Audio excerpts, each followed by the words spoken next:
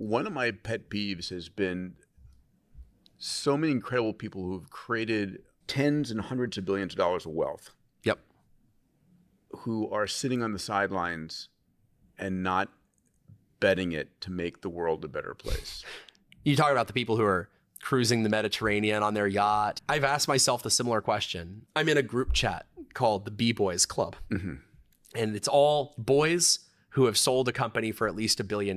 That's the membership criteria. It doesn't exclude women. Women would be allowed. It's just, so thus far, only boys have applied. Flows, yeah. And so I've for years, like this goes back to when I sold my company, I got invited to the B-Boys Club. And I've tried to shame people and said, guys, you have so much money. Yeah. Why are you not doing what you know is the right thing to do with this capital? Why are you not, according to whatever your system of values is? I'm not even saying do what I want you to do. Why aren't you doing what you know you should be doing? And some people, this is actually like I've had people tell me, this really actually changed my thinking. I should be doing what I know is right. And there's other people who have said very clearly, you know what? Racing old vintage race cars is extremely fun, Palmer. I've paid my dues. I am not in it to I'm not in it to stress like I used to when I started my company. And it's my point to them is, are you going to be Batman, or are you going to be you?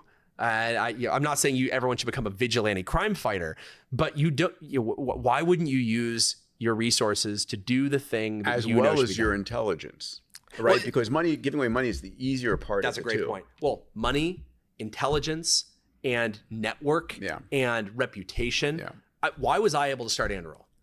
Money was a small part of it. It was because I was able to raise further money. It's because people believed in me because I was a proven founder. I had started a multi-billion-dollar company. I had successfully exited. That makes it easier to recruit people. You're right. These people, they're in a position that no amount of money alone could do. You could take some guy off the street, give him $10 billion, and he won't be able to accomplish half of what some of these people would be able to accomplish. That's almost a free resource. You don't even have to spend your money. Just you're just betting your reputation. I don't know.